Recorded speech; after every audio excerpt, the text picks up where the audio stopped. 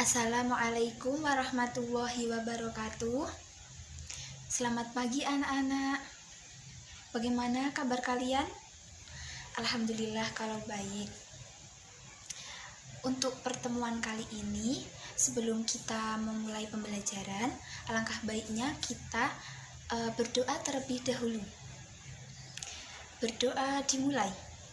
Raditu billahi robba wa bil islami dina wa bi muhammadin nabiyya wa rasula rabbi zidni ilma warzuqni fahma amin. Baik, untuk pertemuan kali ini kita akan mempelajari dan membahas tentang materi beriman kepada hari akhir. Sebelum kita mengetahui lebih lanjut tentang beriman kepada hari akhir, alangkah baiknya kita mengerti dan memahami terlebih dahulu tentang pengertian iman. Jadi sebenarnya iman itu apa? Mungkin ada yang tahu? Baik, akan Ibu jelaskan tentang pengertian dari iman. Jadi, iman itu adalah mempercayai dengan sepenuh hati, melakukan dengan perbuatan, dan meyakini dengan ucapan maupun dengan lisan. Jadi itu pengertian dari iman. Untuk selanjutnya, pengertian dari beriman kepada hari akhir. Mungkin kalian ada yang tahu tentang beriman kepada hari akhir? Baik, beriman kepada hari akhir pengertiannya yaitu kita sebagai umat Islam, sebagai manusia, kita harus mempercayai dengan sepenuh hati bahwa suatu saat dunia ini, alam semesta ini beserta isinya akan hancur atau akan berakhir, dan kehidupan yang ada di dunia ini akan dimintai pertanggungjawabannya di akhirat kelak. Itu adalah pengertian dari hari akhir. Untuk yang selanjutnya, mengenai tentang hari akhir ini ada 3 golongan orang yang berpendapat. Yang pertama ada golongan ateis, dan yang kedua ada golongan ardi, dan yang ketiga ada golongan yang beragama samawi. Yang pertama, golongan ateis. Golongan ateis ini adalah orang-orang yang tidak mempercayai Tuhan. Jadi mereka itu tidak mempunyai agama. Dan mereka berpendapat bahwa hari akhir itu tidak ada dan tidak akan pernah ada. Kemudian untuk yang kedua yaitu golongan orang-orang adli, yaitu golongan orang-orang yang beragama, agama yang dibuat oleh manusia.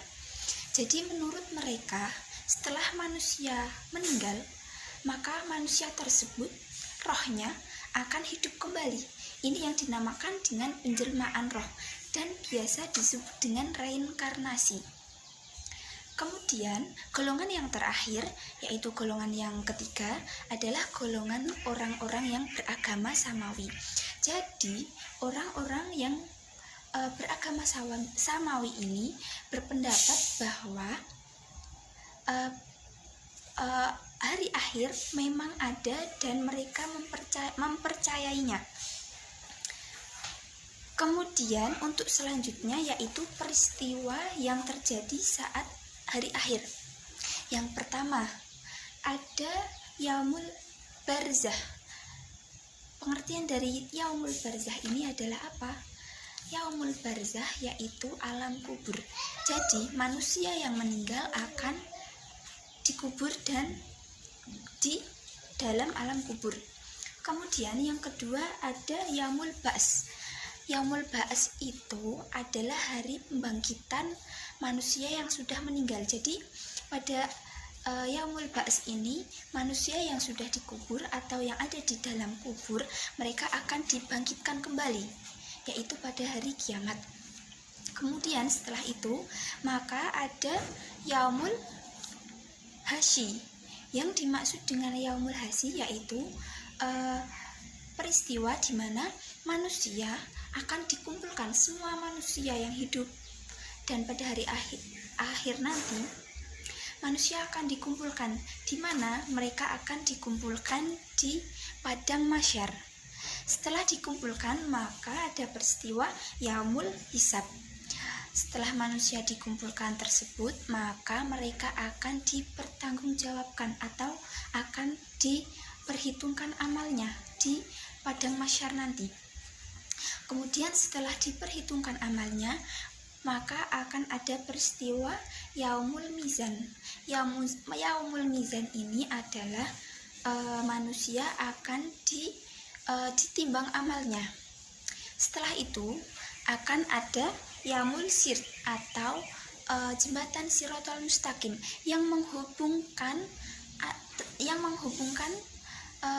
antara surga dan neraka.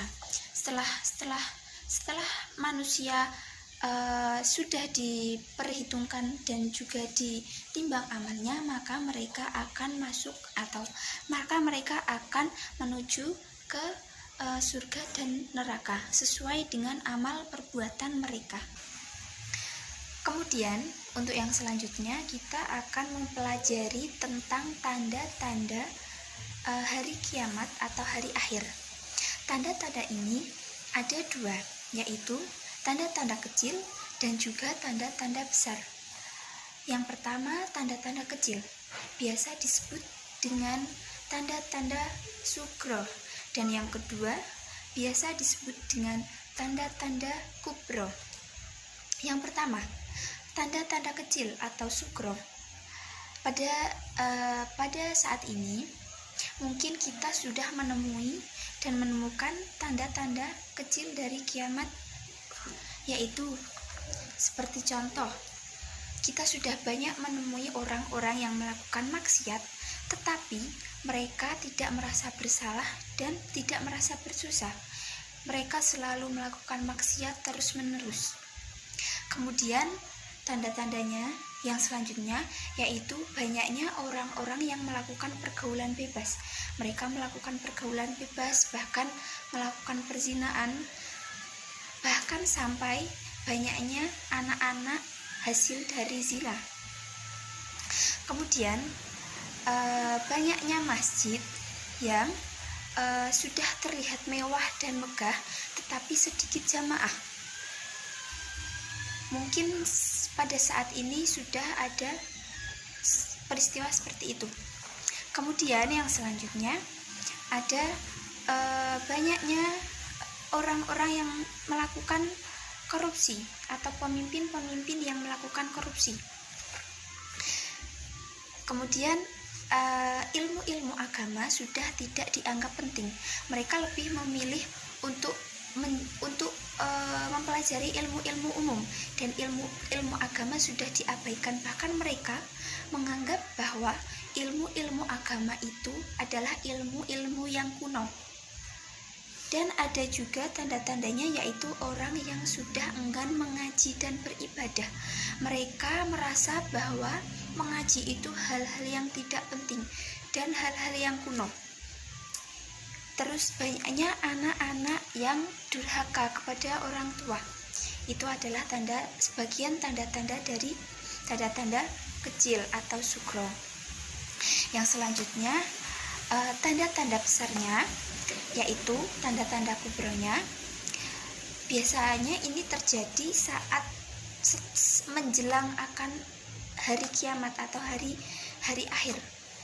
Yang pertama, akan turunnya Dajjal atau munculnya Dajjal, kemudian akan adanya Imam Mahdi, dan akan turunnya Nabi Isa alaihi wasallam, dan munculnya hewan-hewan yang melata dan aneh.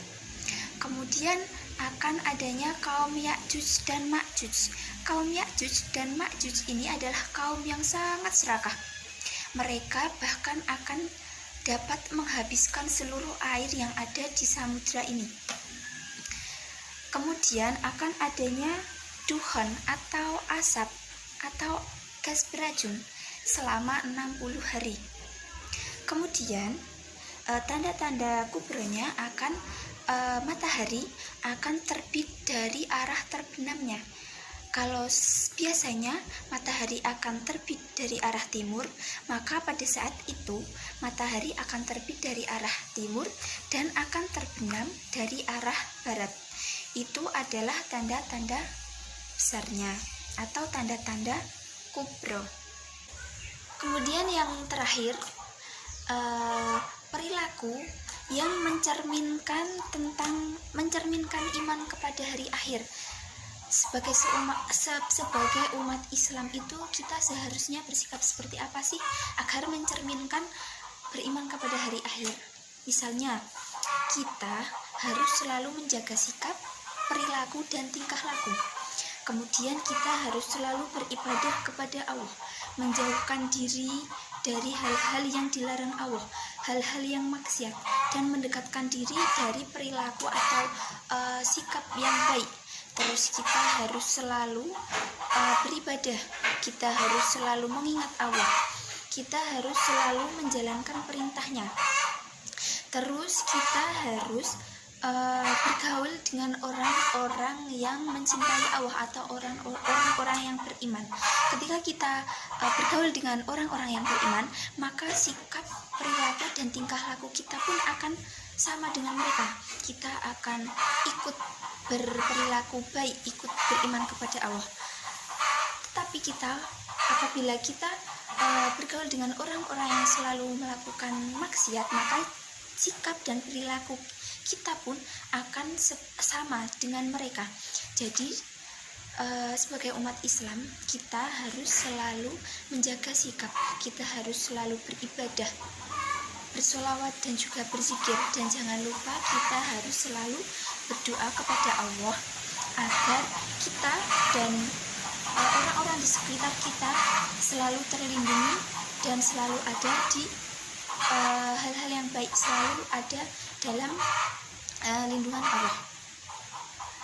Mungkin itu saja yang dapat Ibu sampaikan tentang materi hari ini, yaitu tentang beriman kepada hari akhir. Untuk yang selanjutnya, mungkin anak-anak bisa mengikuti tugas yang selanjutnya.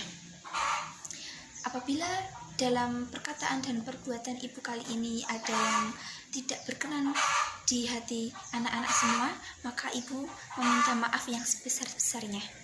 Baik, akan Ibu tutup pertemuan kali ini.